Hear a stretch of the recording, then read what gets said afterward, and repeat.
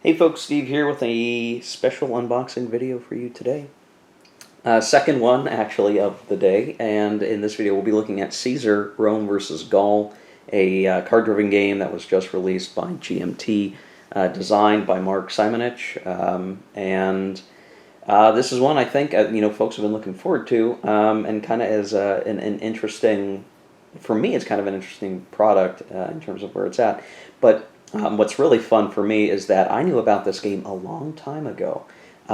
It's like a legend lore thing for me, where several years ago I was at a game convention, and I believe Mark Simonitch was in attendance. And while I didn't get a chance to really talk with Mark, I would have wanted to. I was too busy.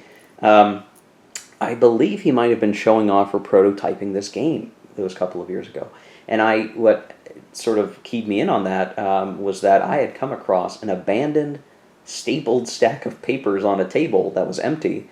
And when I figured out somebody lost something, I went to pick it up and see if I could give it to somebody.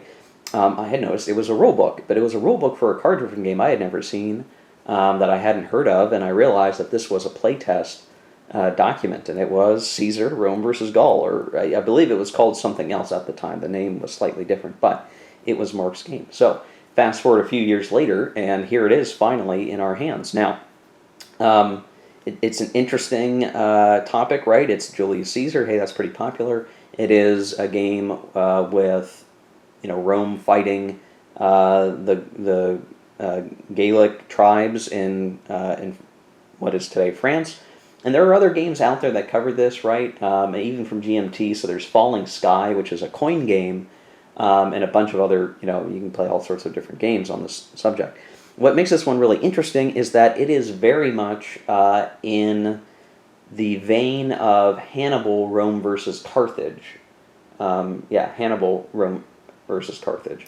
So, and really Hannibal, Rome versus Carthage is one of those like big name games. A lot of people have heard of it. It sort of broke a lot of ground for a lot of people when it comes to card-driven games. It wasn't necessarily the first, but it was sort of like the second major one that really impacted people. And that game has gone on to get editions and reprints and all sorts of things. And so Mark designed that game, and now he's designed this game. And it's famous person's name, Rome versus something, and this is Caesar, Rome versus Gaul. So if you like Falling Sky, and that's a coin game, and you like that, that's one thing. If you like coin and you like card-driven games, and I like card-driven games, my wife likes card-driven games, this is another one for your card-driven game collection, and focused on that conflict. So let's take a look at the back of the box, or rather the box itself. So this is your standard high-quality, normal width box from GMT. On the back you can see an illustration of the cards, which appear to have really cool artwork. We'll look at these more closely, hopefully.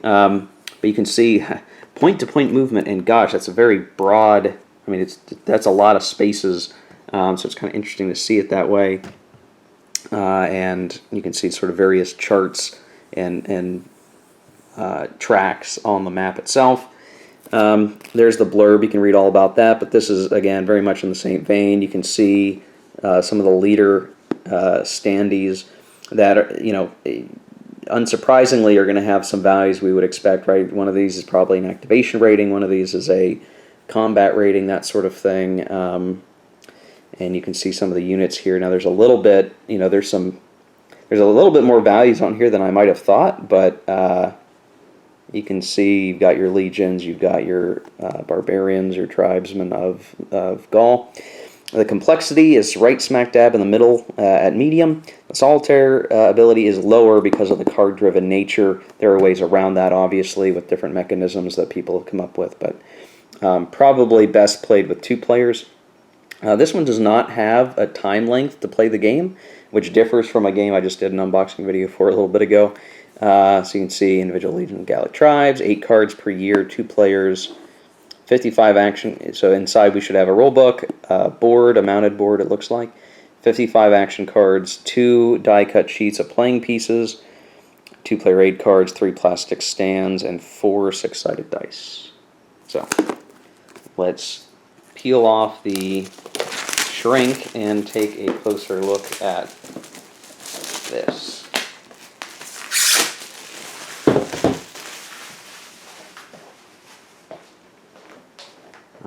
lifting the box. Very good artwork, I'll say. I mean, it's all looking nice. Okay, so we've got the rule book. Looking at 24 pages, non-glossy paper, full color, 2-column format. Hard to beat that.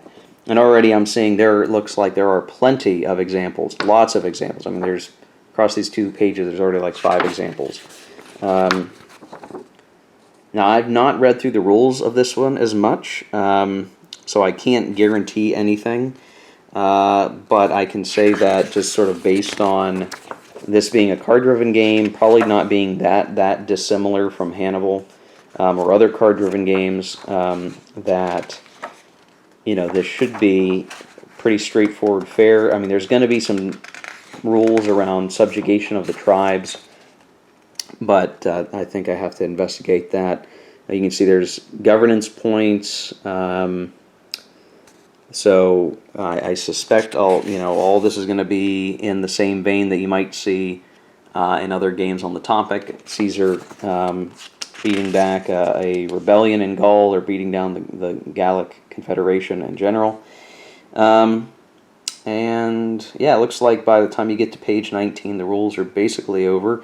There's some hints on play, but there's not a whole lot of designer notes. It looks like there is an extended example of play that you can follow along with, and it looks like there's plenty of examples there to look at. So I kind of knew what I was getting into with this one. Should be, I would imagine, a straightforward read of the rules and being able to pick it up and play once I read it over once or twice, because card-driven game, Mark Simonitch, I mean, all this should flow pretty well together. Here are the 2 counter sheets. One, which it looks like is focused more on the combat units.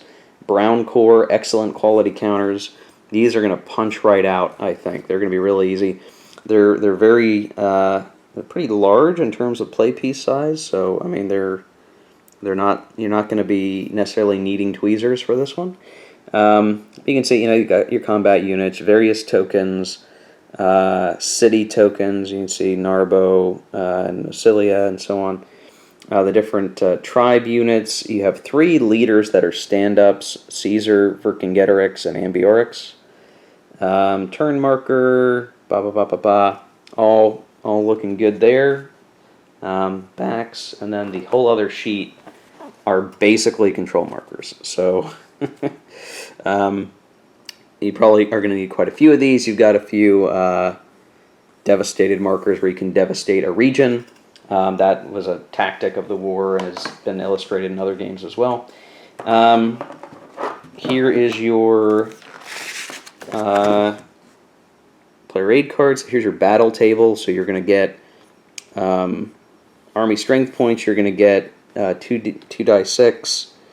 And then this chart actually reminds me a lot of the Successors combat table. So it could be very similar to that. I'm not really sure. I'll have to look into that as I get playing the game. Guidance on interception and avoiding battle. That's pretty common for this type of game. Storms at sea, so evidently you got to watch out when you're traveling by sea. Siege table with various modifiers. On the back you have the sequence of play. I can run through all of that. It's quite a long one, actually, as I look at it, but they're all, it's like you're going to follow this step by step all the way through.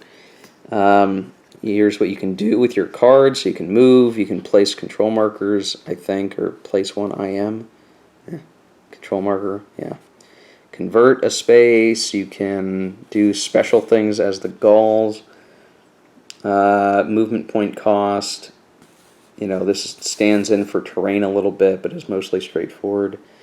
And then governance VP. So not a whole lot to cover there, but again, I think these game mechanics are straightforward enough not to have to worry about it too much. Then we have the map, which is not, I don't think it's the full-size map of other games. I think it's slightly reduced in size. Oh no, this seems like it's a standard map. Okay, for some reason I thought maybe it was going to be reduced in size. Or maybe it is. I can't tell. It feels like it's shorter by just a little bit. And maybe that's what it is. It is shorter by just a little bit. But yeah, we saw this on the back of the box. You can see, there's a turn track, 6 turns, which doesn't seem very long, but with 8 cards, 8 times 6, I mean, it's still a fair number of cards being played. You can see there's some more charts for things, so tribes eliminated, and you can get certain victory points for that, governance points, guidance, army holding boxes, other VP counters up here, and other basic guidance and stuff. Everything looks very clear. Hopefully there's not any errata to worry about. I'm not aware of much, but we would see. And what you can really notice is there are spaces. Spaces belong to certain regions. And you can see there's like passes through mountains. There's a little bit of map artwork to denote mountainous terrain. And then you also have sort of the Germanic region beyond the Rhine over here. So yeah, I mean, this is, and nothing too surprising here, but all looks very nice. I'd say the color choice, the aesthetics of the map are all very pleasant. The map is pooching a little bit as a mounted board. You can always bend it, in a shape there, or throw some plexi on it. But overall, I'm looking at the map, and it's all looking very nice to me. So I think we're in good shape there.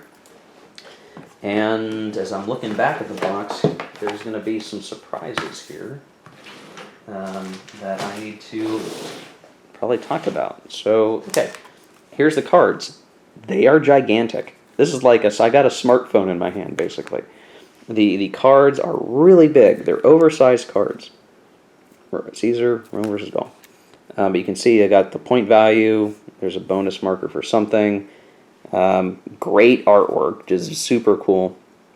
I saw it conquered. Activate Caesar and anyone leg it. Then use 3 action points.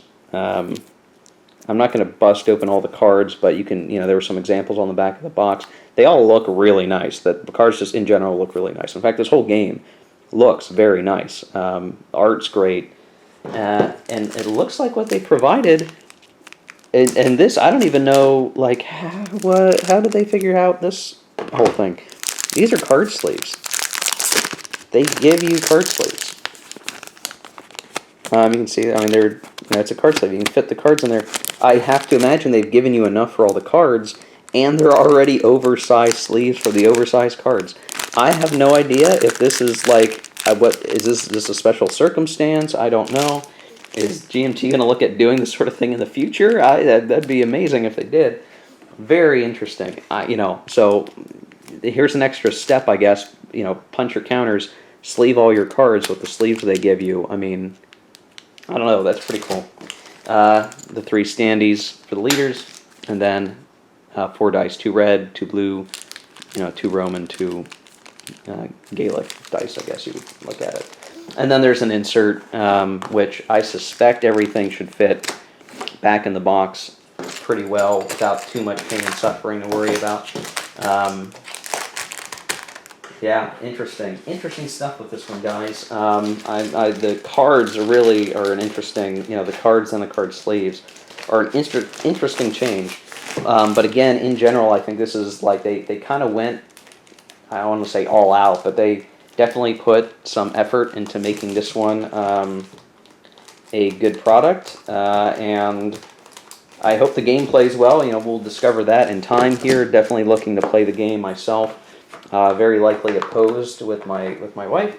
We'll see how that goes. I might not be able to do videos on this one on the channel just because of its 2-player nature, and it's harder to solo CDGs. But I will definitely look to play it and let you know my thoughts when I get there and do a proper review for this one. But I just, again, knowing it's a Mark Simonitch game, famous leader, Rome versus an enemy, that series, that kind of thing. I mean, they're great games. I've always enjoyed Mark's games that I've played. Hannibal's great. Successors is great. I suspect this one will be very fun as well. And, it means I can play this conflict without busting out the 4-player Falling Sky coin game. And I don't like playing coin games with bots. So this is all goodness here. So thanks for watching, guys. Hope you enjoyed it. If you like this video, hit like. If you want to see more like this, hit subscribe. And we'll see you later. Take care. Keep on gaming.